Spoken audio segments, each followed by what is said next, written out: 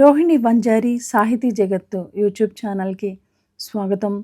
ఈరోజు మీకు వినిపించబోయే కథ దెయ్యాల పిల్లలు. ఈ కథని డాక్టర్ చెమన్ గారు రాశారు. వారు మంచి కవులుగా సాహితీ లోకంలో సుపరిచితులు.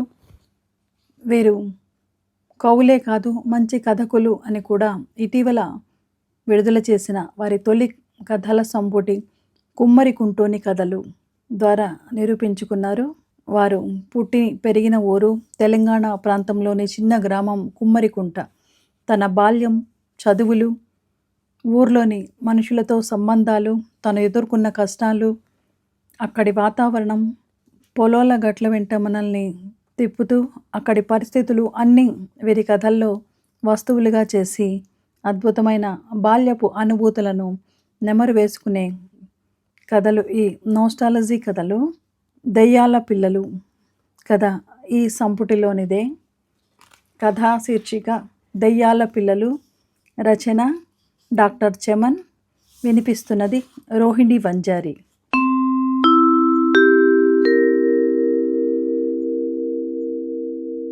ఐదో తరగతి పరీక్షలు అయినాక ఒకనాడు పాస్ ఫెయిల్ చెప్పేతందుకు బడికి రమ్మన్నారు. నేను పాస్ అయినట్లు చెప్పిండు మల్లయ్య సారు.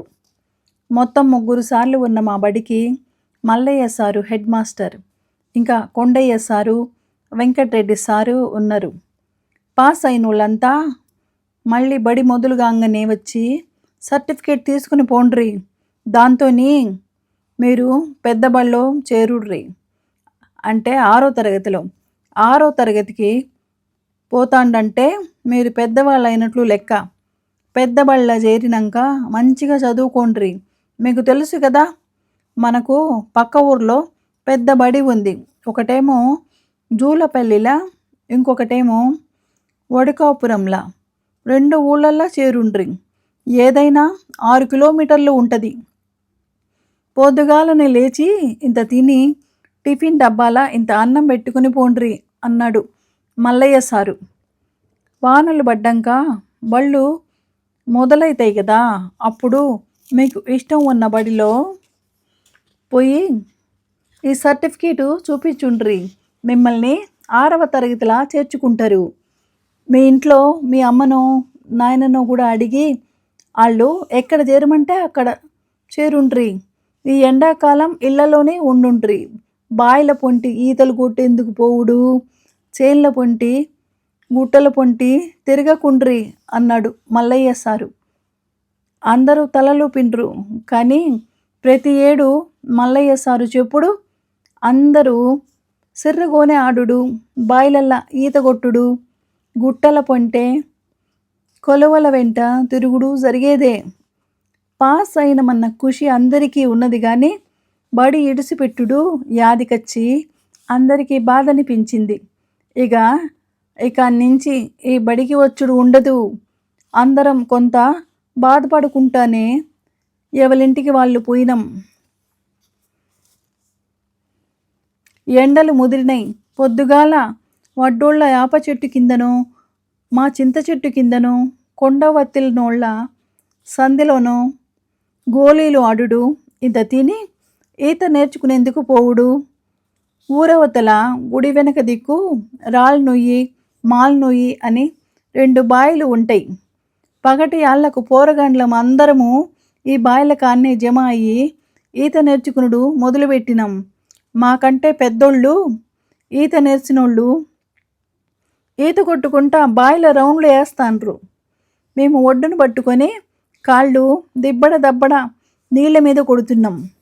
అప్పుడప్పుడు ఈత నేర్చిన పెద్దోళ్ళు మమ్ముల కొద్దిగా లోపలికి తీసుకుపోయి పొట్ట కింద చేతులు వేసి నీళ్ళ మీద తేలేటట్టు పట్టుకుని కొట్టురా కొట్టు అనుకుంటా ఈత నేర్పిస్తుండ్రు.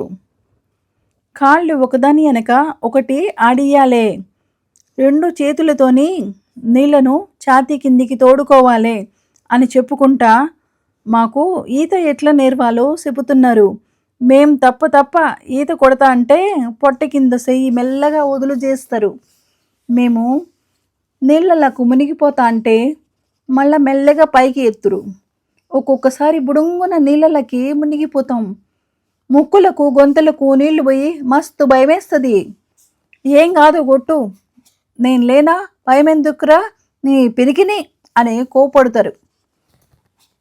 పగటి నుంచి పొద్దువాలేదాకా సిరిపురం నారాయణ, ఔసుల బుచ్చయ్య, బద్దిపెల్లి లచ్చయ్య, వాళ్ళ తమ్ముడు తిరుపతి, ఆవుల రామలింగం కొడుకు మల్లయ్య, గొల్లోళ్ళ పోరగాళ్ళు అందరితోని బాయి నిండిపోయింది. దబ్బడ దిబ్బడ దునుకుతా అంటే బాయిల నీళ్లు మురికి అయిపోయినాయి. ఆ మురికి నీళ్ళల్లోనే ఈతలు కొట్టి మునిగి తేలి పొద్దువాలేయాళ్లకు ఇంటిదారి పడుతాం. ఇంకా గిర్నోళ్ల బాయి, ఈసారపు లింగయ్య బాయిలు పోరగండ్లతోని నిండిపోతాయి. పొద్దుగొంకినాక దాగుడు మూతలు ఆడుడు, సందులల్లా దాక్కొనుడు, ముక్కుగిల్లిపోయే ఆటలు మస్తుగా ఆడుతున్నా. తుమ్మెళ్ళ మల్లేశం, నేను, దారివేని పోసయ్య అందరము కొండబత్తినోళ్ల సందుల ఆడుకుంటున్నాం. కొండబత్తినోళ్ల సందు మా బజారు కాన్నించి మొదలుపెట్టి బర్ల మల్లయ్య ఇంటి దాకా పొడుగ్గా ఉంటుంది. అట్లా ఆడుకోంగా తుమ్మ నరసయ్య ఇంటి సురుకు ఏదో కిసకిసమని అరిచింది. మాకు భయమేసింది. ఏంటది అన్నాడు తుమ్మ మల్లేశం. పిట్టలు కావచ్చు అన్నా నేను. చూరులప్పం దగ్గర ఏదో అగ్గిపెట్ట అంత సైజులో నల్లగా ఉన్నది. ఏంటది అన్నాడు దారివేని పోసయ్య. ఏందో మరి అని మేము మెడలు పైకెత్తి పరీక్షగా చూడంగానే మళ్ళోసారి కిసకిసమన్నది. అర్రే పిట్టపిల్ల కావచ్చురా అన్నాడు మల్లేశం. దాన్ని తీద్దామా అన్నా నేను. అది ఎత్తు మీద ఉన్నది, మనకు అందది కదా అన్నాడు పోసయ్య. నన్ను పైకి ఎత్తుండ్రి, నేను తీస్తా అన్నా. ఒక పక్క మల్లేశం, ఇంకో పక్క పోసయ్య పట్టి నన్ను పైకెత్తిండ్రు. చూరి కింద లప్పం దగ్గర ఉన్న దాన్ని నేను చెయ్యెత్తినా ఇంకా అందుతా లేదు. ఇంకొద్దిగా లేపుడ్రి, ఇంకా కొద్దిగా అన్నా నేను. వాళ్ళిద్దరూ దమ్ము తీసుకుంటా వాళ్ళతో ఆయన కడికి పైకి లేపిండ్రు. నేను చెయ్యెత్తి దాన్ని పట్టుకున్నా. నా చేతికి అది పిట్టలెక్క తగులుతలేదు. అంతకుముందు మస్తు సార్లు నేను పిట్ట పిల్లలను గూట్లకెళ్ళి పట్టుకున్నా. అవి మెత్తమెత్తగా ఉంటాయి. ఇది కంక తడకను పట్టుకున్నట్టు గరుకు గరుకుగా అనిపించింది. చేతికి దొరకంగానే గుంజిన కానీ రాలేదు. గట్టిగా పట్టుకున్నట్లు ఉన్నది. కిచకిచమని ఇంకింత గట్టిగా అరుస్తున్నది. ఇంకొద్దిగా గట్టిగా గుంజిన వచ్చింది.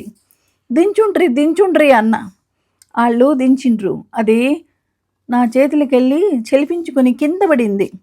అర్రే కింద పడ్డదిరా అన్న. కానీ అది పడ్డగానే ఉండి గిజిగిజమని అరస్తాంది. లేత ఎన్నిల ఎలుగులా అది నల్లని రెక్కలను విప్పుకొని పడి ఉన్నది. అర్రే కర్రెపిట్ట పిల్ల కావచ్చు అన్నాడు పోసయ్య. నేను అగ్గిపెట్ట తెస్తా ఆగుండ్రి అని దారివేని పోసయ్య ఇంటికి ఉరికిపోయి అగ్గిపెట్ట పట్టుకొచ్చిండు. అగ్గిపుల్ల గీసి ఎలుగుల దాన్ని చూసినాం. అది వింతగా ఉన్నది. దాని రెక్కలు సగం ఛత్రి లెక్క ఉన్నాయి. కర్రెగా ఉన్నది. గిజ్గిజ్మని అరస్తా ఉంది. నేను దాన్ని చేతులకు తీసుకుని చూసిన. దాని రెక్కలను పట్టుకుని విప్పితే పిట్టల రెక్కల కంటే పెద్దగా ఉన్నాయి. ఇంకో అగ్గిపుల్ల గీసి దాని మూతి చూసినాం. అట్లా చూడంగానే మస్తు భయమేసింది. ముగ్గురం భయపడ్డాం. అది అచ్చం మనిషి ముఖం లెక్కనే చిన్న పిల్లల ముఖం లెక్క ఉండింది. ఏందిరా ఇది అన్నాడు మల్లేశం. నాకేమెరుక, నేను కూడా ఎప్పుడూ చూడలేదు, ఇప్పుడే చూస్తున్నా. ఇసొంటి పిట్ట నేనెప్పుడూ చూడలేదు అన్నా. నేను కూడా చూడలేదు, ఇది దెయ్యం పిల్ల కావచ్చు అన్నాడు పోసయ్య. దెయ్యం పిల్లనా? దెయ్యం పిల్లలు ఉంటాయా అన్నా నేను. మరి దెయ్యాలకు పిల్లలు పుట్టాయా అన్నాడు పోసయ్య. మాకు ఇంకింత భయమైంది. పిల్లలు పెడతాయా? అసలు దెయ్యాలు పిల్లలు పెడతాయా? మేము దీన్ని పట్టుకున్నామని తెలిస్తే తల్లి దెయ్యం మా దగ్గరికి వస్తుందేమో, ఎట్లరా అన్నాడు మల్లేశం. అది నా చేతిలోనే ఉన్నది. దాని కళ్ళు చిన్న సీసం గోళీలు లెక్కున్నాయి. ముఖం చూస్తే అచ్చం మనిషి ముఖం లెక్కనే ఉంది. మేము దాన్ని పరీక్షగా చూస్తే అది కూడా మమ్మలను పరీక్షగా చూస్తున్నది. ఇంతట్లోనే ఎవరో అటు నుంచి వస్తాండ్రు. ఏం చేస్తాండ్రు ఇక్కడ అన్నాడు. ఆయన బర్ల లచ్చయ్య. ఆ సందుగుండనే వాళ్ళ ఇంటికి పోవాలి ఆయన. ఇదేం పిట్టా అని అడిగినా నేను భయపడుకుంటా. ఏది అన్నాడు. ఇంతట్లకు మల్లేశం అగ్గిపుల్ల గీసిండు. బర్ల లచ్చయ్య వంగి దాన్ని పరీక్షగా చూసిండు. అరే, దీన్నెందుకు పట్టుకున్నారు మీరు? ఇడిసిపెట్టుండ్రి, మీకు ఏం పని లేదా అన్నాడు. ఏంటిది అడిగిన మళ్ళీ. ఇది గబ్బిలం పిల్ల అన్నాడు. గబ్బిలం పిల్లనా? మరి మనిషి లెక్క ఉన్నది అన్న. గట్లనే ఉంటాయి, ఇడిసిపెట్టుండ్రి దాన్ని అన్నాడు. నేను దాన్ని పైకి లేపి గాలిలకు ఎగరేసిన. అది రెక్కలు ఊపుకుంటా సూర్ల పొంటి ఎగిరిపోయింది. ముగ్గురం అక్కడి నుంచి దూరంగా పోయి దారవేణుళ్ళ ఇంటి ముందటి రాయి మీద కూసున్నాం. దెయ్యం పిల్ల అంటివి కదరా, నాకు మస్తు భయం అవుతుంది అన్నాడు మల్లేశం. నాకు కూడా అన్నాడు పోసయ్య. ఈడైతే చేతులనే పట్టుకున్నాడు. భయం కాలేదారా నీకు అన్నాడు మల్లేశం నన్ను. అయ్యింది, దయ్యం పిల్ల అయితే దాన్ని ఇడిచిపెడితే అది మనల్ని పట్టుకుంటుందని నేను దాన్ని అట్లనే పట్టుకున్నా. అసలు గబ్బిలాలు మనుషులేనట్టు కదా తెలుసా? ఒకసారి పెద్దోళ్ళు మాట్లాడుకుంటుంటే నేను విన్నా. మన తాతలు, ముత్తాతలు, అమ్మమ్మలు, నాయనమ్మలు అట్లా చచ్చిపోయిన వాళ్ళంతా గబ్బిలాల లెక్క పుడతారట.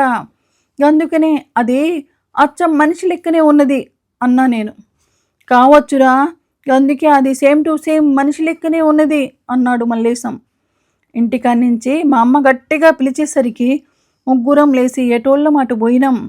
రేపొద్దున మా చింత చెట్టు కింద సిర్రెగోనే ఆడాలని, పొద్దుగాలనే చెట్టు కింద కలవాలని అనుకున్నాం. సాలయ్యను కూడా మా ఆటకు పిలవాలని అనుకుని పోయి తిని పడుకున్నాం. పడుకున్నాక నాకు ఊకే గబ్బిలం పిల్ల ముఖమే గుర్తు రావట్టింది.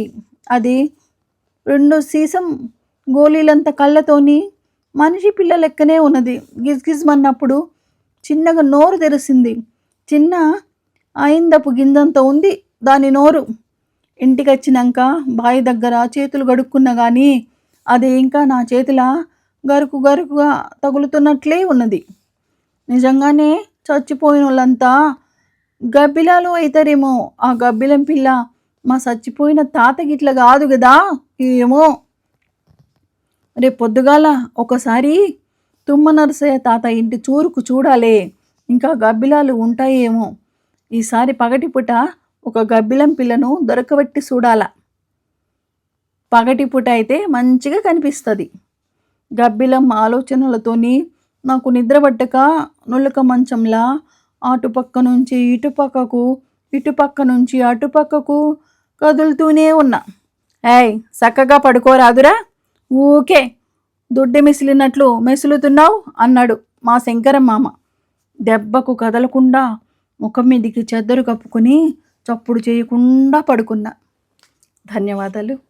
మీరు ఇంతవరకు డాక్టర్ చమన్ గారు రాసిన దెయ్యాల పిల్లలు కథని విన్నారు కదా.